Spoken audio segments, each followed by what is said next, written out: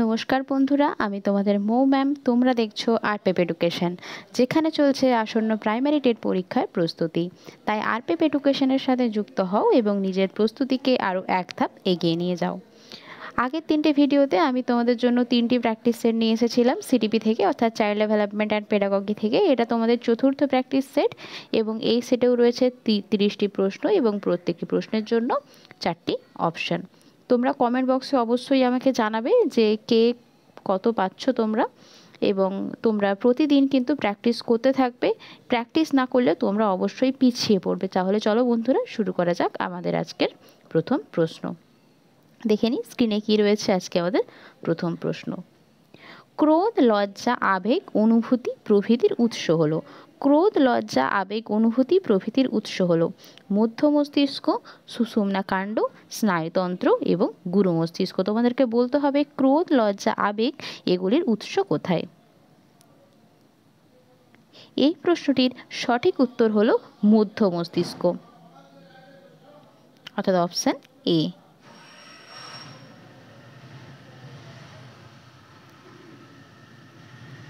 দেখো, আমি তোমাদের অপশন ওয়াইজ বলে দিচ্ছি কোথায় আমাদের কি ধরনের অনুভূতি প্রকাশ পায়। আমাদের গুরু মস্তিষ্ক বা কর্টেক্স মানুষের মস্তিষ্কের সক্রিয়তার কিন্তু প্রধান উৎস। মানুষের মস্তিষ্কের সক্রিয়তার প্রধান উৎস মস্তিষ্কের সক্রিয়তার প্রধান উৎস গুরু মস্তিষ্ক।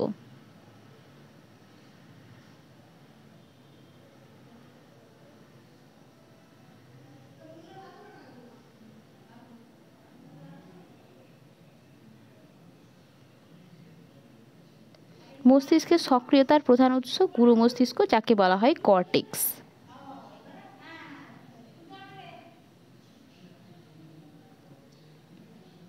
এবং স্নায়ুতন্ত্র, তোমরা জানো যে মানুষের যে জীবজগতের শ্রেষ্ঠত্ব অর্জন করেছে সেটা শুধুমাত্র স্নায়ুতন্ত্রের জন্যই। এবং মস্তিষ্ক এবং সুষুম্না কাণ্ডে চিন্তন, কম্পন, যুক্তি, বিচারকরণ, ধারণা গঠন সব কিছুই নিয়ন্ত্রিত হয় মস্তিষ্ক বা সুষুম্না কাণ্ডে। তাহলে তোমাদেরকে আরেকবার আমি রিভাইজ করিয়ে দিই যে গুরু মস্তিষ্ক হলো মানুষের সক্রিয়তার প্রধান অংশ। স্নায়ুতন্ত্রের জন্য মানুষ জীবজগতে অবশ্যই শ্রেষ্ঠত্ব অর্জন করেছে। সুষুম্না কাণ্ড চিন্তন, কম্পন, যুক্তি, বিচারকরণ, ধারণা গঠন এবং স্মৃতি সব কিছুই নিয়ন্ত্রিত হয় মস্তিষ্ক বা সুষুম্না কাণ্ড। এবং আরেকটি ইনফরমেশান দিয়ে রাখি, সেটা হচ্ছে আমাদের এই কোয়েশ্চেনটাও পরীক্ষায় খুব দেয় যে আমাদের দেহের ভারসাম্য বজায় রাখে মস্তিষ্কের কোন অংশ। আমাদের দেহের ভারসাম্য বজায় রাখে মস্তিষ্কের লঘু মস্তিষ্ক। লঘু মস্তিষ্ক আমাদের দেহের ভারসাম্য বজায় রাখে, লঘু মস্তিষ্ক। এবং এই প্রশ্নটি, এই যে ক্রোধ, লজ্জা, আবেগ এবং অনুভূতি এগুলি নিয়ন্ত্রিত হয় মধ্য মস্তিষ্কে। চলে আসছি আমাদের পরবর্তী প্রশ্ন। দেখা যাক পরবর্তী প্রশ্নে কি রয়েছে। 2 নম্বর প্রশ্নে বলা হয়েছে আদর্শ উত্তরের কতগুলি বৈশিষ্ট্য আছে, এর মধ্যে উল্লেখযোগ্য হলো। আদর্শ উত্তরের কতগুলি বৈশিষ্ট্য আছে, এর মধ্যে কি উল্লেখযোগ্য? ভাষা নির্ভুল, পরিষ্কার, সহজ এবং সংক্ষিপ্ত, বিস্তারিত, স্পষ্ট, দ্বি-অর্থবোধক, সকলের মানসিক এবং ব্যবহারিক চাহিদা পূরণ করে, নাকি এর মধ্যে কোনোটিই নয়। তোমাদেরকে বলতে হবে এই প্রশ্নটির সঠিক উত্তর কী হবে। দেখো, 2 নম্বর যে অপশানটি রয়েছে বিস্তারিত, অবশ্যই ঠিক। এটা বিস্তারিত বা স্পষ্ট এইটি খানিকটি ঠিক হলেও কিন্তু দ্বি অর্থবোধক উত্তর কিন্তু আমরা কখনোই যাই না। তাই দ্বি অর্থবোধক শব্দটির জন্য এই অপশানটি আমাদের ভুল যাবে। এবং তৃতীয় অপশানটিতে বলা আছে যে সকলের মানসিক এবং ব্যবহারিক চাহিদা পূরণ করে, এই উত্তরটিও অ্যাপ্রোপ্রিয়েট হচ্ছে না। তাই আমাদের প্রথম অপশানটি হবে সঠিক উত্তর, অর্থাৎ ভাষা হবে নির্ভুল, অর্থাৎ টু দি পয়েন্ট উত্তর আমরা সবসময় চেয়ে থাকি। এবং সহজ সরল ভাষায় যে উত্তর লেখা থাকবে এবং সংক্ষিপ্ত হবে, সবথেকে বড় কথা সংক্ষিপ্ত হবে, সেটিই হবে আদর্শ উত্তরের বৈশিষ্ট্য। তাহলে এই প্রশ্নটির সঠিক উত্তর হবে অপশান এ। চলে আসছি আমাদের পরবর্তী প্রশ্ন, 3 নম্বর প্রশ্নে। আপনার কোনো ছাত্র ধূমপানের নেশায় আসক্ত হলে আপনি কি করবেন? আপনার কোনো ছাত্র ধূমপানের নেশায় আসক্ত হলে আপনি কি করবেন? বলতে হবে এই প্রশ্নটির সঠিক উত্তর কী হবে। ছাত্রটিকে ধূমপানের অপকারিতা বোঝাবেন, ছাত্রটির অভিভাবকদের জানাবেন, আপনিও ছাত্রের সঙ্গে ধূমপানে অংশগ্রহণ করবেন, নাকি কোনো উদ্যোগই নেবেন না। দেখো, কোনো উদ্যোগ নেব না এটা তো একেবারেই ভুল। একটি ছাত্র আমার চোখের সামনে দেখতে পাচ্ছি যে ধূমপান করছে, তাহলে কোনো না কোনো উদ্যোগ আমাকে নিতেই হবে। তাই 4 নম্বর অপশানটি সঙ্গে সঙ্গে বাদ যাবে। থার্ড অপশানটিতে বলা আছে আপনিও ছাত্রের সঙ্গে ধূমপানে অংশগ্রহণ করবেন, এটা একেবারেই পসিবল নয়, এটা আমাদের নীতিবিরুদ্ধ। দ্বিতীয় অপশানে রয়েছে ছাত্রটির অভিভাবকদের জানাবেন। দেখো, অভিভাবকদের জানানোর আগে আমাদের যেটা প্রধান করণীয় সেটা হচ্ছে ছাত্রটিকে ধূমপানের অপকারিতা সম্পর্কে বোঝানো। কারণ যখন দেখতে পাচ্ছি স্কুলের সারাউন্ডিংয়ের মধ্যে একটি ছেলে ধূমপান করছে, আমাদের প্রথমেই উচিত ছাত্রটিকে বোঝানো যে সে যে কাজগুলি করছে সেগুলি একেবারেই উচিত নয়। তাহলে এই প্রশ্নটির সঠিক উত্তর হবে অপশান এ, অর্থাৎ ছাত্রটিকে ধূমপানের অপকারিতা সম্পর্কে বোঝাবো। চলে আসছে আমাদের 4 নম্বর প্রশ্ন। উচ্চ শিক্ষায় শিক্ষাদান বলতে কি বোঝায়? উচ্চ শিক্ষায় শিক্ষাদান বলতে কি বোঝায়? পাঠ্য বইয়ে যে বিষয় আছে তার সম্পর্কে বলা, ক্লাসে প্রশ্ন জিজ্ঞাসা এবং পরীক্ষা নেওয়া, ছাত্রদের প্রস্তুতির জন্য এবং পাস করার জন্য সাহায্য করা, কেমনভাবে শিক্ষা নিতে হয় সেটা বলা। দেখো, এই 4 নম্বর অপশানটি যেটা বলা আছে যে কেমনভাবে শিক্ষা নিতে হয় সেটা নিতে সাহায্য করা, অবশ্যই আমরা সাহায্য করব, কিন্তু প্রসেসটা আমাদের নিজেদের জানা থাকবে। কেমনভাবে শিক্ষা নিতে হয় সেটা আমরা কখনোই ক্লাসে বাচ্চাদেরকে শেখাবো না। তারপর থার্ড অপশানে রয়েছে ছাত্রদের প্রস্তুতির জন্য এবং পাস করার জন্য সাহায্য করা। এটাও খানিকটা হলেও কিন্তু একেবারেই অ্যাপ্রোপ্রিয়েট নয় যে সবসময় তাদের প্রস্তুতির জন্যই সাহায্য করবো বা পাস করার জন্যই সাহায্য করব।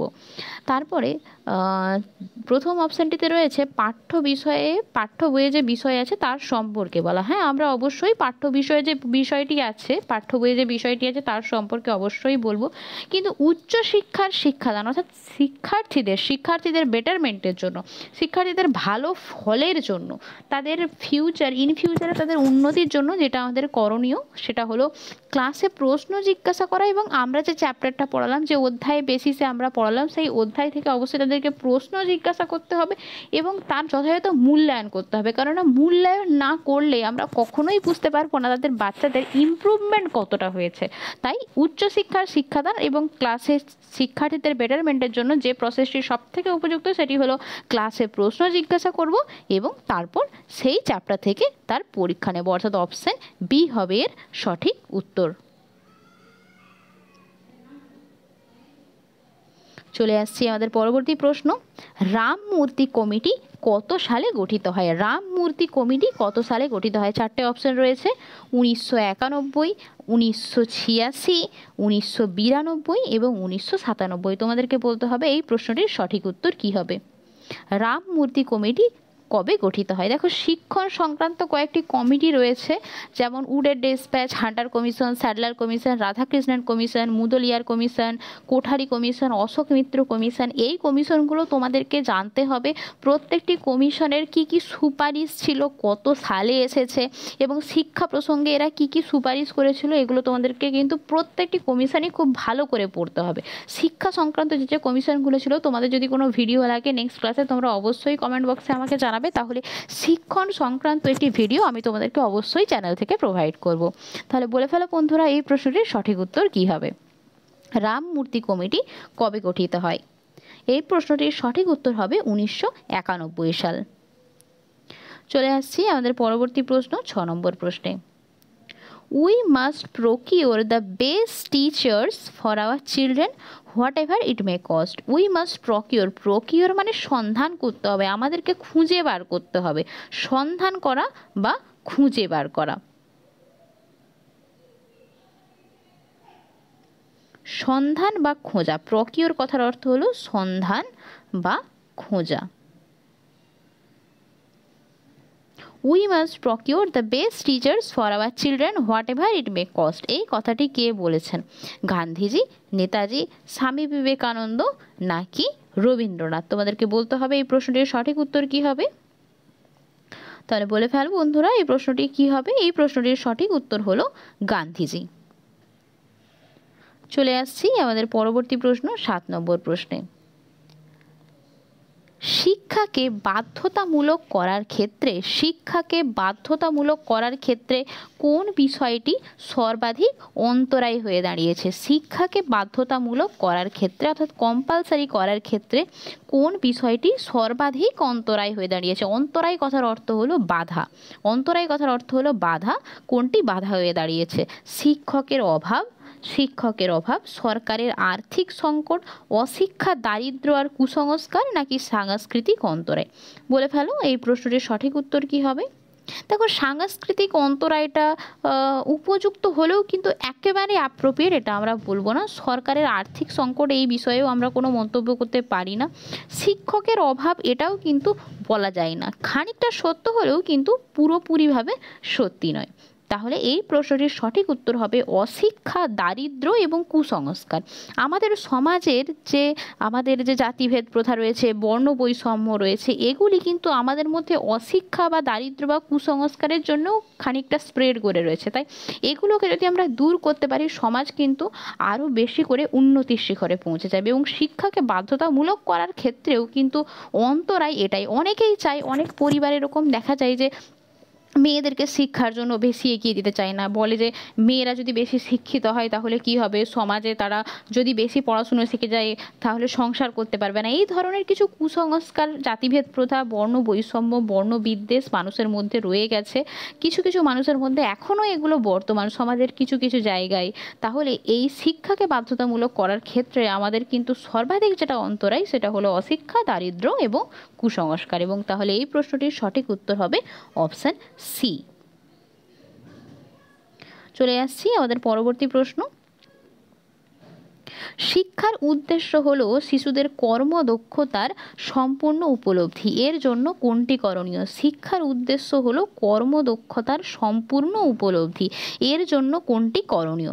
শিক্ষক এবং অভিভাবকদের জানা দরকার শিশু কি করতে পারবে, তার কতটা ক্ষমতা আছে, তাদের শিশুদের বেড়ে ওঠার উপযুক্ত সুযোগ এবং অনুকূল পরিবেশ দরকার, তাদের প্রতি দৃষ্টিভঙ্গি হতে হবে সাহায্যকারী, উৎসাহ দানকারী ও সহানুভূতিশীল, উপরের সবকটি।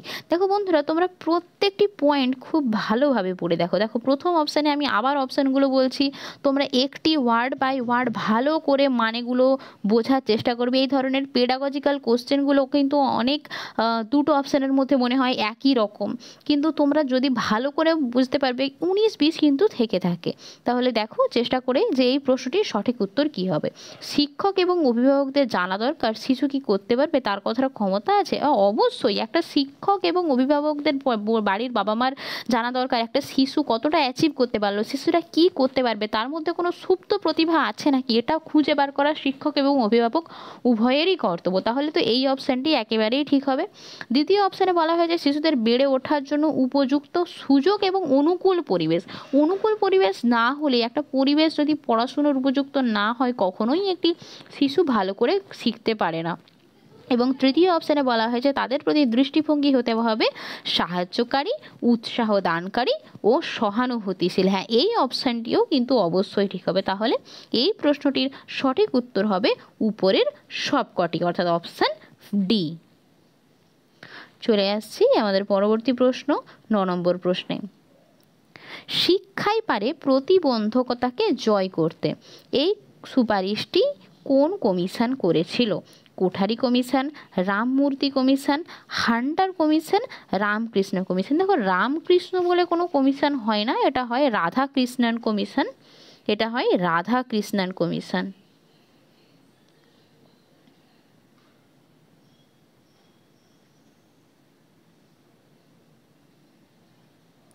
রাধাকৃষ্ণন কমিশন। তাহলে এই অপশানটি তো আমাদের বাদ চলে গেল। তাহলে রয়েছে আমাদের কাছে 3টি option, Kothari commission, Ramamurthy commission এবং হান্টার কমিশন। তোমাদেরকে বলতে হবে যে এই প্রশ্নটির সঠিক উত্তর কী হবে। কোঠারি কমিশন, এই সময়কালগুলো আমি তোমাদেরকে একটুখানি বলে দিই। কোঠারি কমিশন এসেছিল 1854 সালে। কোঠারি কমিশন এসেছিল 1854 সালে। 1854 এসেছিল কোঠারি কমিশন। রামমূর্তি কমিশন এসেছিল, আমি তোমাদেরকে একটু আগে বললাম যে 1991 সালে এসেছিল রামমূর্তি কমিশন। এবং হান্টার কমিশন এসেছিল 1882 সালে। তাহলে বলে ফেলো বন্ধুরা, এই প্রশ্নটির সঠিক উত্তর কি হবে? এই প্রশ্নটির সঠিক উত্তর হবে কোঠারি কমিশন, অর্থাৎ 1854 সালে থেকে 56 সালে যে কমিশনটি ছিল। এবং এরাই প্রথম কিন্তু ত্রিভাষা সূত্র এই থিওরিটি দিয়েছিল। চলে আসছি আমাদের পরবর্তী প্রশ্ন। বিদ্যালয় পরিশাসনের দিক দিয়ে আধুনিক শিক্ষকের কর্তব্য কী? বিদ্যালয় পরিশাসনের দিক দিয়ে আধুনিক শিক্ষকের কর্তব্য কী? শিক্ষার্থীর অনুশীলনের এবং অগ্রগতির পর্যবেক্ষণ এবং যথাসময়ে তাদের পরীক্ষা গ্রহণ, বিদ্যালয়ের পাঠ্যক্রম নির্ধারণ, শ্রেণী অনুযায়ী তার বন্টন, দৈনন্দিন অনুসরণীয় কর্মসূচি প্রণয়ন, নাকি শিক্ষার্থীর অভিজ্ঞতা, বৈচিত্র্যের নিয়ন্ত্রণ এবং অভিভাবকদের সঙ্গে যোগাযোগ, নাকি উপরের সবকটি? বলতে হবে বিদ্যালয় পরিশাসনের দিক দিয়ে আধুনিক শিক্ষকের কী কর্তব্য। দেখো প্রত্যেকটি অপশান তোমরা ভালো করে পড়ো। প্রথম অপশানটিতে বলা আছে শিক্ষার্থীর অনুশীলনের এবং অগ্রগতির পর্যবেক্ষণ, যথাসময়ে পরীক্ষা গ্রহণ। এই অপশানটি তো একেবারেই অ্যাপ্রোপ্রিয়েট হবে। বিদ্যালয় পরিশাসনের মধ্যে এগুলি বিদ্যালয়ের এক একটি কাজের মধ্যে, একটি অঙ্গের মধ্যে পড়ে এটি। এবং বিদ্যালয়ের পাঠ্যক্রম অনুযায়ী শ্রেণী নির্ধারণ এবং তার বন্টন, অনুসরণীয় কর্মসূচি প্রণয়ন, এটাও অবশ্যই বিদ্যালয়ের কাজের মধ্যে পড়ে। এবং শিক্ষার্থীর অভিজ্ঞতা, বৈচিত্র্য নিয়ন্ত্রণ এবং অভিভাবকদের সঙ্গে যোগাযোগ। অবশ্যই একটি স্কুল যদি ভালো করে পরিচালনা করতে হয়, পেরেন্টস টিচার্স মিটিং বা অভিভাবক শিক্ষক শিক্ষিকাদের দেখা করাটা কিন্তু একান্তই প্রয়োজন। তাহলে বন্ধুরা এই প্রশ্নটির সঠিক উত্তর হবে উপরের সবকটি, অর্থাৎ প্রত্যেকটি অপশানই ঠিক। এখানে চলে আসছি আমাদের পরবর্তী প্রশ্ন, 11 নম্বর প্রশ্নে। বিদ্যালয় পরিশাসনের দিক দিয়ে আধুনিক শিক্ষকের কর্তব্য কী? বিদ্যালয় পরিশাসনের দিক দিয়ে আধুনিক শিক্ষকের শ্রেণীকক্ষে সংযোগের সবচেয়ে শক্তিশালী বাধা কোনটি? শ্রেণীকক্ষে সংযোগের সবচেয়ে শক্তিশালী বাধা কোনটি? তোমাদেরকে বলতে হবে। 4টি অপশন রয়েছে এখানে। শ্রেণীকক্ষের আওয়াজ, শিক্ষক মহাশয়ের প্রতি ভীতি, শ্রেণীকক্ষের বাইরে অসুবিধা, শিক্ষা সহায়ক উপাদানের অভাব। বলতে হবে এই প্রশ্নটির সঠিক উত্তর কি হবে? শক্তিশালী বাধা। শ্রেণীকক্ষে আমাদের একটু আধটু চিৎকার চেঁচামেচি মাঝে মাঝে হয়েই থাকে, শিক্ষার্থীরা বিশৃঙ্খল হয়ে যায় মাঝে মাঝে, তো এটা কখনোই একটি শক্তিশালী বাধা হতে পারে না। শিক্ষা সহায়ক উপাদানের অভাব এটি একটি বাধা, কিন্তু শক্তিশালী বাধা এটি কখনোই হয় না। শ্রেণীকক্ষের বাইরে অসুবিধা, এটা একেবারেই অ্যাপ্রোপ্রিয়েট নয়। যেটা সবথেকে শক্তিশালী বাধা সেটা হলো শিক্ষক মহাশয়ের প্রতি ভীতি। একটি শিক্ষক এবং শিক্ষার্থীর সম্পর্ক যদি বন্ধুর মতো না হয়, শিক্ষার্থীরা যদি শিক্ষককে সবসময় ভয় পেতে থাকেন, তাহলে কিন্তু কখনোই শিক্ষার্থী ভালোভাবে অ্যাপ্রোপ্রিয়েট এডুকেশান কখনোই পেতে পারে না।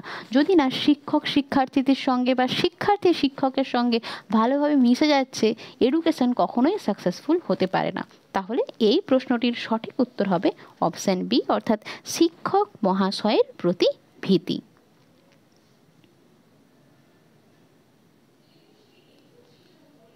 চলে আসছি আমাদের পরবর্তী প্রশ্ন।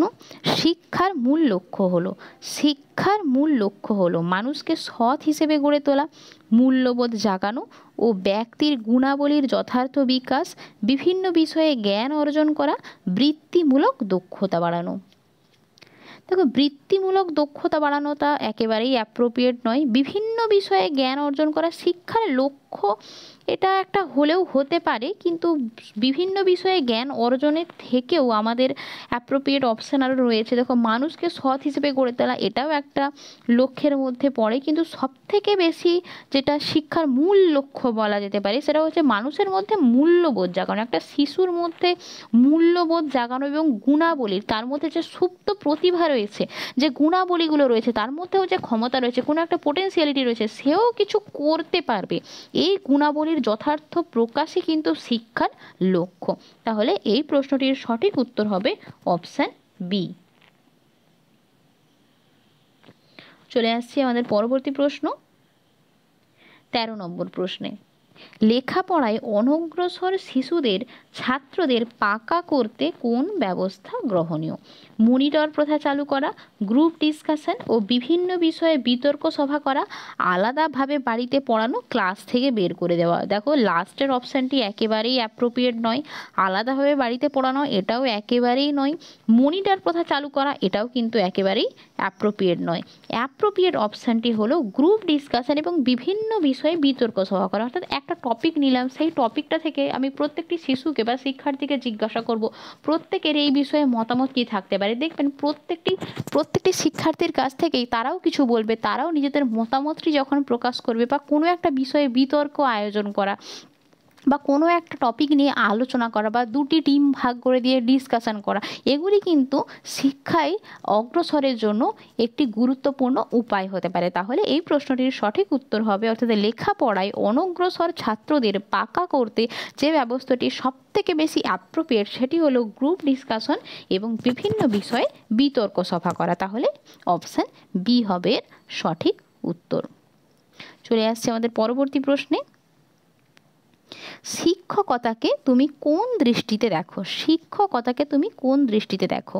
একটি শান্তিপূর্ণ নিশ্চিন্তের কাজ, বাড়িতে ছাত্রছাত্রী পড়িয়ে প্রচুর রোজগারের সুযোগ, একটি চ্যালেঞ্জ নেওয়ার মতো কাজ, রাজনীতি করার সুযোগ। দেখো লাস্টের অপশানটি একেবারেই হবে না। একটি শান্তিপূর্ণ নিশ্চিন্তের কাজ না, এটাও হবে না। বাড়িতে ছাত্রছাত্রী পড়িয়ে প্রচুর রোজগারের সুযোগ না, এটাও একেবারেই হবে না। একটি চ্যালেঞ্জ নেওয়ার মতো কাজ, হ্যাঁ এটি হবে এই প্রশ্নটির সঠিক উত্তর। শিক্ষকতা অবশ্যই একটি চ্যালেঞ্জ। একটি শিক্ষার্থীর জীবন নিয়ে আমরা তার ভবিষ্যৎ নির্ধারণ কিন্তু খানিকটা হলেও শিক্ষকের হাতে থাকে। শিক্ষার্থী কতটা ভালো মানুষ হবে, কতটা মূল্যবোধ তার মধ্যে তৈরি হবে, কতটা তার সুপ্ত অনুভূতির প্রকাশ ঘটাতে পারবে, সেই সব কিছু কিন্তু অর্থাৎ শিক্ষার্থীর ভবিষ্যতের বেশিরভাগ দায়িত্বই কিন্তু একটি শিক্ষকের হাতে থাকে। শিক্ষার্থীর ভবিষ্যৎ সুনিশ্চিত করার জন্য একটি পরিবারের অভিভাবক কিন্তু শিক্ষক মহাশয়ের হাতে তাকে তুলে দেয়। তাই এটা অবশ্যই সর্বদাই একটি চ্যালেঞ্জ নেওয়ার মতো কাজ। চলে আসছে আমাদের পরবর্তী প্রশ্ন, 15 নম্বর প্রশ্নে। ক্লালমেরিয়া ট্রাকোমটিস নামক জীবাণুর আক্রমণ ঘটলে কনজাংটিভাইটিস এবং কর্নিয়ার এপিথেলিয়াম কলা আক্রান্ত হয়ে দৃষ্টিহীনতা দেখা যায়। এই রোগটির নাম কি? ট্রাইকোমা, মায়োপিয়া, হাইপারমেট্রোপিয়া, দৃষ্টিহীনতা। বলতে হবে এই প্রশ্নটির সঠিক উত্তর কি হবে। দেখো ট্রাকোমটিস নামটির সঙ্গে ট্রাইকোমা নামটি অনেকটি মিল রয়েছে, তাই এই প্রশ্নটির সঠিক উত্তর হবে ট্রাইকোমা। মায়োপিয়াকে বলা হয় হ্রস্ব দৃষ্টি, যেটি স্টুডেন্টদের মধ্যে দেখা যায়, যারা সাধারণত পড়াশুনো করে স্টুডেন্টদের মধ্যে মায়োপিয়া রোগটি দেখা যায়। এবং হাইপারমেট্রোপিয়া হচ্ছে দূরদৃষ্টি, যে যারা একটুখানি বয়স্ক তাদের ক্ষেত্রে দেখা যায়। এবং দৃষ্টিহীনতা মানে তো একেবারেই চোখ চলে যাওয়া, দেখতে না পাওয়া। তাহলে এই প্রশ্নটির সঠিক উত্তর হবে ট্রাইকোমা। তাহলে অপশান এ হবে এর সঠিক উত্তর। এবং আমরা যখন চক্ষু দান করি তখন আমরা চোখের যে অংশটি দান করি সেটি হলো কর্নিয়া। চলে আসছে আমাদের পরবর্তী প্রশ্ন। কোন শিক্ষাবিদ মেট্রোপলিটন ইনস্টিটিউশনের সঙ্গে যুক্ত ছিল? বিদ্যাসাগর, রামমোহন, রবীন্দ্রনাথ নাকি গান্ধীজি? বলতে হবে এই প্রশ্নটির সঠিক উত্তর কি হবে। কোন শিক্ষাবিদ মেট্রোপলিটন ইনস্টিটিউশনের সঙ্গে যুক্ত ছিলেন? তোমরা যে বিভিন্ন শিক্ষাবিদ রয়েছে অর্থাৎ রামমোহন, বিদ্যাসাগর, রবীন্দ্রনাথ, গান্ধীজি, রুসো, ফ্রয়েবেল, আরও যে মাদাম মন্তেশ্বরী, এনারা যে শিক্ষাবিদরা রয়েছে এই শিক্ষাবিদদের জীবনীগুলো তোমরা কিন্তু অবশ্যই পড়বে। এনারা কি ধরনের প্রতিষ্ঠান তৈরি করেছিলেন, এদের শিক্ষা প্রতিষ্ঠানগুলোর নাম কি, বিদ্যালয়ে কি ধরনের প্রক্রিয়া এনারা ব্যবহার করেছিলেন, এই ধরনের যে কোয়েশ্চেনগুলো হয় সেগুলো তোমরা শিক্ষাবিদ থেকে কিন্তু অবশ্যই পড়ে নিও। এবং তোমাদের যদি কোনো শিক্ষাবিদ সম্পর্কে ডিটেলস ক্লাস লাগে তোমরা অবশ্যই কমেন্ট বক্সে আমাকে জানিও, সেই শিক্ষাবিদ সম্পর্কে আমি তোমাদের ডিটেলস ক্লাস দিয়ে দেব। তাহলে এই প্রশ্নটির সঠিক উত্তর হবে অপশান এ অর্থাৎ বিদ্যাসাগর। চলে আসছে আমাদের পরবর্তী প্রশ্ন, 17 নম্বর প্রশ্নে। প্রকৃতির ক্রোড়ে জন্মে যদি প্রকৃতির শিক্ষা থেকে দূরে সরে থাকি তাহলে শিক্ষা কখনো সার্থক হতে পারে না। এই কথাটি কে বলেছিলেন? রামমোহন, বিদ্যাসাগর, রবীন্দ্রনাথ নাকি বিবেকানন্দ? তোমাদেরকে বলতে হবে এই প্রশ্নটির সঠিক উত্তর কি হবে। এই প্রশ্নটির সঠিক উত্তর হবে রবীন্দ্রনাথ, অর্থাৎ অপশন সি। চলে আসছি আমাদের পরবর্তী প্রশ্নে, 18 নম্বর প্রশ্ন। পেগান কি? পেগান কি? বাহ্যিক ইন্দ্রিয়গত সৌন্দর্য ভোগ, রবীন্দ্রনাথের জীবন দর্শন, রবীন্দ্রনাথের জীবন দর্শনের 4টি ধারার একটি নাকি সবকটি? দেখো, তোমরা যদি রবীন্দ্রনাথের জীবন দর্শন পড়ো তাহলে বুঝতে পারবে যে পেগান হচ্ছে একটি বাহ্যিক ইন্দ্রিয়গত সৌন্দর্য ভোগ এবং রবীন্দ্রনাথের জীবন দর্শনের 4টি ধারার মধ্যে একটি। তার মানে এই প্রশ্নটির সঠিক উত্তর হবে অপশন ডি, অর্থাৎ সবকটি। চলে আসছি আমাদের পরবর্তী প্রশ্ন, 19 নম্বর প্রশ্নে। বিদ্যালয়ে সোশ্যাল স্টাডিজ কেন পড়ানো হয়? বিদ্যালয়ে সোশ্যাল স্টাডিজ কেন পড়ানো হয়? আর্টস শাখায় যেতে যাতে সুবিধে হয়, সমাজ সম্বন্ধে জ্ঞানের জন্য, সমাজের একজন সভ্য হিসাবে সমাজ সম্পর্কে উপলব্ধি এবং সমাজকে কিছু বিনিময়ে দান এর প্রয়োজনীয়তার জন্য, নাকি সমাজের গঠন কাঠামো সম্পর্কে ধারণা হওয়ার জন্য? সোশ্যাল স্টাডিজ কখনোই আর্টস শাখায় যেতে সুবিধে হবে তার জন্যই আমরা পড়াই না, বা সমাজ সম্পর্কেই শুধু জ্ঞানের জন্য পড়ানো হয় না, বা সমাজের গঠন বা কাঠামো সম্পর্কেই যে শুধু ধারণা করতে হবে তার জন্য যাওয়া হয় না। সমাজের সভ্য হিসাবে সমাজ সম্পর্কে উপলব্ধি এবং সমাজকে কিছু বিনিময়ে দানের যে প্রয়োজনীয়তা তার জন্যই বিদ্যালয়ে সোশ্যাল স্টাডিজ পড়ানো হয়, অর্থাৎ অপশন সি হবে এর সঠিক উত্তর। চলে আসছি আমাদের পরবর্তী প্রশ্ন, 20 নম্বর প্রশ্ন। জানার বিভিন্ন প্রাথমিক প্রক্রিয়াগুলি কি কি? জানার বিভিন্ন প্রাথমিক প্রক্রিয়াগুলি কি কি? সংবেদন, প্রত্যক্ষণ, ধারণা এবং উপরের সবকটি। জানার বিভিন্ন প্রক্রিয়াগুলি কি কি? বলতে হবে তোমাদেরকে এই প্রশ্নটির সঠিক উত্তর কি হবে। বন্ধুরা, এই প্রশ্নটির সঠিক উত্তর হবে উপরের সবকটি, অর্থাৎ জানার প্রাথমিক প্রক্রিয়ায় 3টি রয়েছে। জানার 3টি প্রাথমিক প্রক্রিয়া রয়েছে, সংবেদন, প্রত্যক্ষণ এবং ধারণা। চলে আসছি আমাদের পরবর্তী প্রশ্ন। উনমান্স যাদের বুদ্ধাঙ্ক 70-এর নিচে, অর্থাৎ যাদেরকে বলা হয় ফিবল মাইন্ডেড, যাদের বুদ্ধাঙ্ক 70-এর নিচে, তাদের কটি শ্রেণীতে ভাগ করেছেন?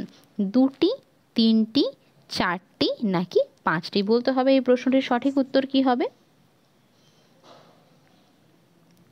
উনমান্স বুদ্ধাঙ্ক যাদের 70-এর নিচে তাদেরকে ভাগ করেছেন 3টি শ্রেণীতে, অর্থাৎ অপশন বি হবে এর সঠিক উত্তর। চলো আমি তোমাদেরকে বলে দিই এই 3টি শ্রেণী কি কি।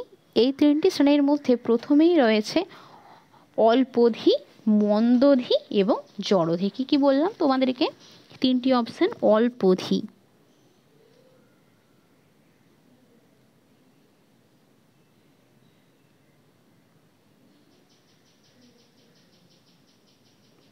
অল্পধি যাদের আইকিউ 51 থেকে 70,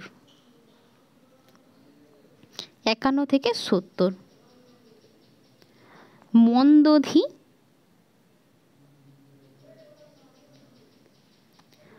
মন্দধি যাদের আইকিউ 25 থেকে 50 অবধি। ধি বানানটি দীর্ঘই হবে, তোমরা একটু কারেকশন করে নিও। ধি বানানটি হবে দীর্ঘই। এবং এরপরে রয়েছে জড়ধি,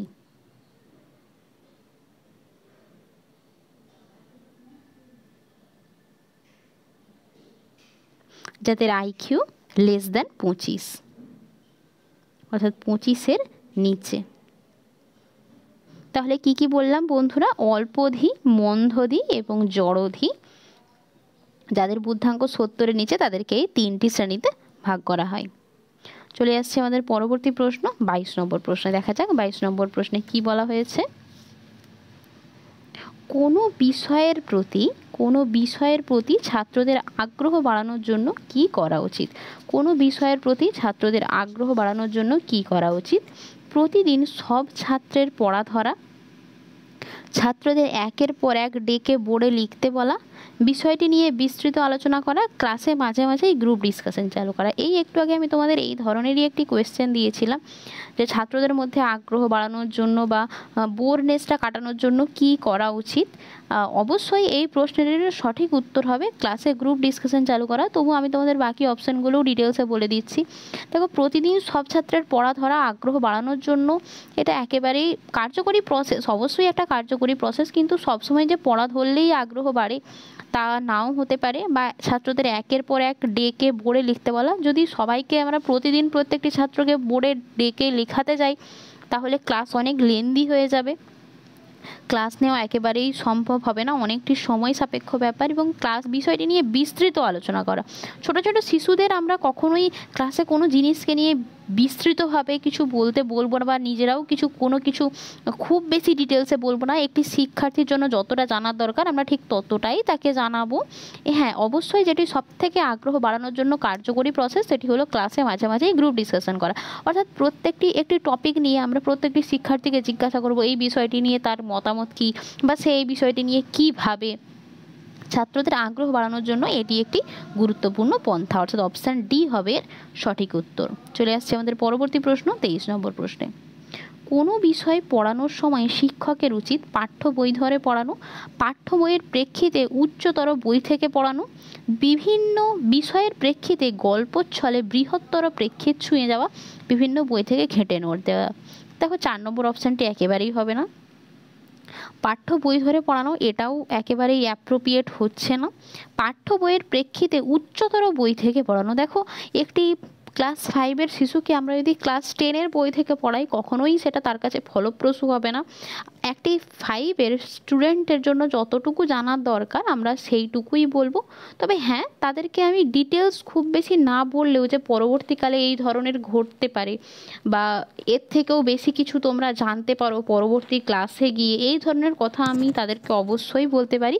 দেখো, অ্যাপ্রোপ্রিয়েট অপশান কিন্তু অপশান সিটা, যেটা বলেছে যে বিষয়ের প্রেক্ষিতে গল্পচ্ছলে। হ্যাঁ, অবশ্যই প্রাইমারি এডুকেশনে আমরা শিক্ষার্থীকে গল্পচ্ছলে পড়ানোর প্রক্রিয়াটি কিন্তু অবশ্যই অ্যাপ্লিকেবল। সবসময় বাচ্চারা ইচ্ছা প্রকাশ করে না পড়ার জন্য, কিন্তু আমি যদি তাদেরকে বলি যে আমরা কোনো জিনিস শিখবো, এইটা না বলে চলো এটা ঘটলে এটা হতে পারে, এই ধরনের কথা যদি আমরা বলি, বা আমরা যদি গল্পচ্ছলে কোনো জিনিস তাদেরকে শেখাই, যেমন ধরো বাক্য, আমি একটি শিক্ষার্থীকে কর্তা কর্মক্রিয়া আমি যদি সংজ্ঞাগুলো প্রথমে না বলে তাদেরকে উদাহরণের সাহায্যে বলি, বা তাদেরকে আমি বলি যে চলো আজকে আমরা একটা নতুন খেলা খেলবো, একটা নতুন জিনিস শিখবো, সেই বাক্যের কর্তা কর্মক্রিয়া, এই কর্তা কর্মক্রিয়াটিকে আমি 3টে কাগজে টুকরো টুকরো করে লিখে দিয়ে তাদেরকে আমি বললাম যে চলো তোমরা একটা একটা করে শব্দ লেখো এবং শব্দগুলোকে বাড়াও।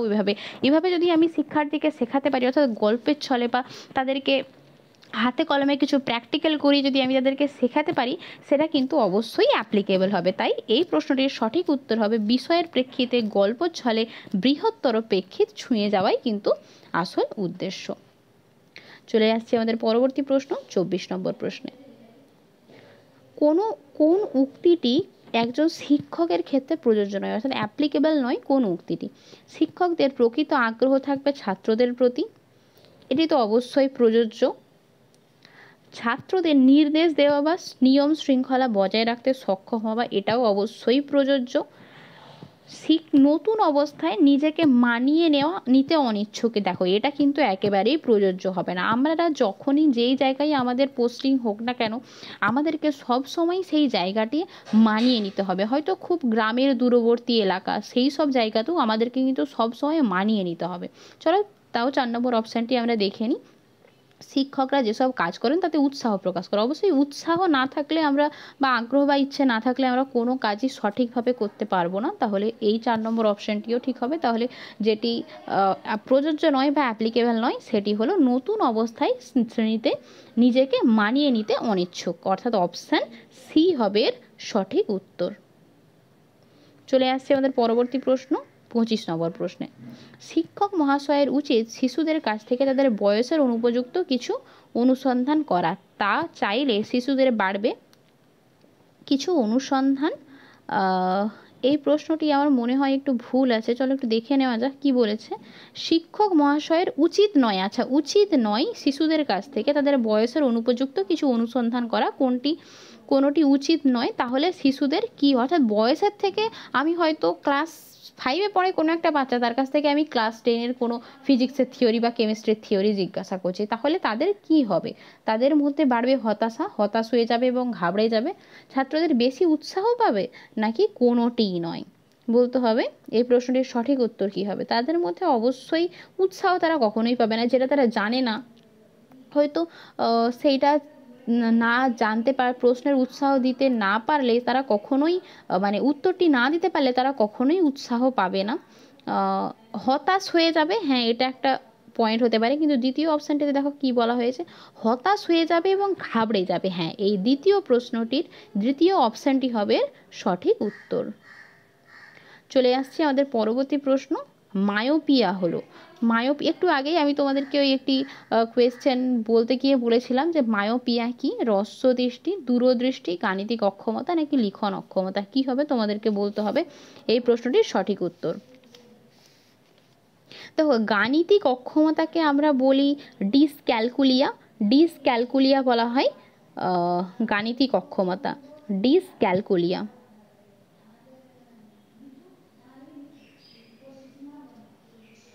ডিসক্যালকুলিয়া হলো গাণিতিক অক্ষমতা, এবং আমাদের পঠনগত অক্ষমতাকে বলা হয় ডিসলেক্সিয়া, এবং লিখন অক্ষমতাকে বলা হয় ডিসগ্রাফিয়া বলা হয় লিখন অক্ষমতাকে।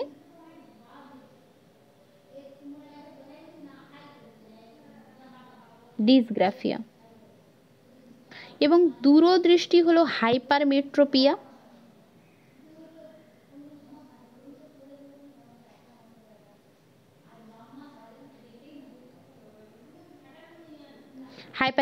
এবং হ্রস্ব দৃষ্টি হলো মায়োপিয়া, অর্থাৎ এ হবে এর সঠিক উত্তর। অপশান এ হবে মায়োপিয়া। চলে আসছে আমাদের পরবর্তী প্রশ্ন। ভিজুয়াল প্রসেসিং ডিসঅর্ডার হলো মানসিক মানচিত্র পঠনের অক্ষমতা, শ্রবণ সমস্যা, গাণিতিক অক্ষমতা নাকি পঠনগত অক্ষমতা। বলতে হবে এই প্রশ্নটির সঠিক উত্তর কি হবে।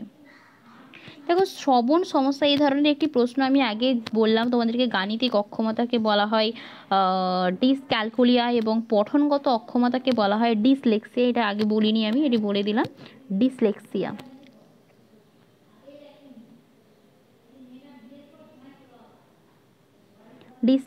শ্রবণ সমস্যাকে বলা হয় অডিটরি প্রসেসিং ডিসঅর্ডার। অডিটরি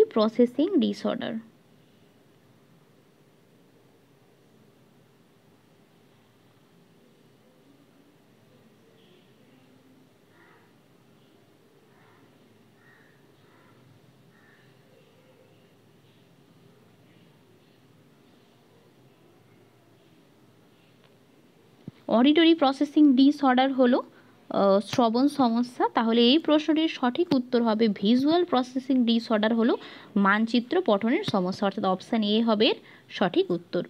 চলে আসছে আমাদের পরবর্তী প্রশ্ন। উডের ডেসপ্যাচের সময়কাল 1952, 1917, 1948 নাকি 1854। তোমাদেরকে বলতে হবে এই প্রশ্নটির সঠিক উত্তর কি হবে। দেখো, অপশান ওয়াইজ আমি তোমাদেরকে একটু বলে দিই। 1952 সালে এসেছিল কিন্তু মুদালিয়ার কমিশন, যে কমিশনে মাতৃভাষার মাধ্যমে শিক্ষার কথা বলা হয়। কি বললাম, 1952 সালে এসেছিল মুদালিয়ার কমিশন। মুদালিয়ার কমিশন এসেছিল 1952 সালে। 1917 সালে এসেছিল স্যাডলার কমিশন, যাকে বলা হয় কলকাতা বিশ্ববিদ্যালয় কমিশন। 1917 সালে এসেছিল স্যাডলার কমিশন, যাকে বলা হয় কলকাতা বিশ্ববিদ্যালয় কমিশন। এবং 1948 সালে এসেছিল রাধাকৃষ্ণন কমিশন। কি বললাম বন্ধুরা, 1948 সালে এসেছিল রাধাকৃষ্ণন কমিশন। তাহলে বলো বন্ধুরা, এই প্রশ্নটির একটি সাল তোমাদের কাছে রয়ে গেছে। এই প্রশ্নটির সঠিক উত্তর কি হবে? উডের ডেসপ্যাচের সময়কাল ছিল 1854। যে ডেসপ্যাচে বলা হয় বা এই কমিটির সুপারিশে বলা হয় বা পড়াশুনোর জন্য বার্ষিক 1,00,000 টাকা বরাদ্দ করা হবে। কি বললাম বন্ধুরা? উডের ডেসপ্যাচে বলা হয়েছিল পড়াশুনোর জন্য বার্ষিক 1,00,000 টাকা বরাদ্দ করা হবে। চলে আসছে আমাদের পরবর্তী প্রশ্ন, 29 নম্বর প্রশ্ন। এবিলিটিস অফ ম্যান বইটি কার লেখা? স্পিয়ারম্যান, হারলক, কমেনিয়াস নাকি থর্নডাইক? তোমাদেরকে বলতে হবে এই প্রশ্নটির সঠিক উত্তর কি হবে। এই প্রশ্নটির সঠিক উত্তর হলো স্পিয়ারম্যান, অর্থাৎ এবিলিটিস অফ ম্যান এই বইটি লেখা স্পিয়ারম্যানের। থর্নডাইকেরও একটি বই আছে, আমি তোমাদেরকে বলে দিচ্ছি। এই থর্নডাইকের বইটি হলো অ্যানিম্যাল ইন্টেলিজেন্স। কি বললাম বন্ধুরা? অ্যানিম্যাল ইন্টেলিজেন্স হলো থর্নডাইকের লেখা বই। অ্যানিম্যাল ইন্টেলিজেন্স, অ্যানিম্যাল ইন্টেলিজেন্স হলো থর্নডাইকের লেখা বই। এরপরে রয়েছে কমেনিয়াস। কমেনিয়াসের লেখা বইটি হলো স্কুল অফ মাদারনি। স্কুল অফ মাদারনি, স্কুল অফ মাদারনি হলো কমেনিয়াসের লেখা বই। স্কুল অফ মাদারনি,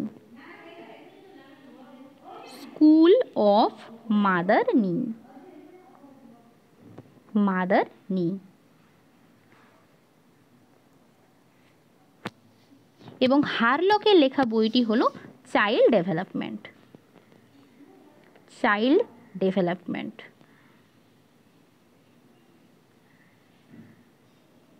তাহলে বন্ধুরা, এই প্রশ্নটির সঠিক উত্তর হলো স্পিয়ারম্যান। চলে আসছি আমাদের পরবর্তী এবং শেষ প্রশ্ন। এটি তোমাদের জন্য হোমওয়ার্ক রইল। তোমরা অবশ্যই কমেন্ট বক্সে আমাকে জানাবে যে এই প্রশ্নটির সঠিক উত্তর কি হবে, এবং তোমরা এর সঙ্গে অবশ্যই জানাবে 30-এর মধ্যে তোমরা কে কত পেলে। চলো আমি প্রশ্নটা তোমাদের বলে দিই, যে যদি আপনি ছাত্রছাত্রীদের যা শেখাচ্ছেন তা বুঝতে তারা ব্যর্থ হয়, তাদের সাহায্য করার শ্রেষ্ঠ উপায় কোনটি? তাদের সাহায্য করার শ্রেষ্ঠ উপায় কোনটি?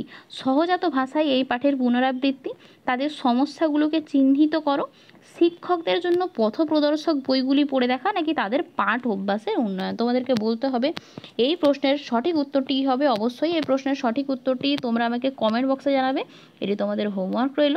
এর সঙ্গে আমি তোমাদেরকে বলবো যে তোমরা অবশ্যই, যদি আমার ভিডিও তোমাদের ভালো লাগে তাহলে অবশ্যই দেখবে, লাইক করবে, সাবস্ক্রাইব করবে এবং বন্ধুদের সঙ্গে শেয়ার করবে। যারাও তোমাদের মতোই প্রাইমারি টেট পরীক্ষার জন্য প্রস্তুতি নিচ্ছে তাদেরকে অবশ্যই তোমরা এই ভিডিওটি শেয়ার করবে এবং আমাকে জানাবে যে তোমাদের ভিডিও কেমন লাগছে। তোমাদের মতামত অবশ্যই আমাকে জানাবে, এবং এই প্রশ্নগুলি থেকে কোনো প্রশ্নের যদি ডিটেলস ক্লাস তোমাদের লাগে তাও তোমরা আমাকে অবশ্যই জানাবে। তাহলে বন্ধুরা, আজকের মতো এই পর্যন্তই। আবার পরবর্তী ভিডিওতে আমি তোমাদের জন্য প্র্যাকটিস সেট নম্বর 5 নিয়ে হাজির হব।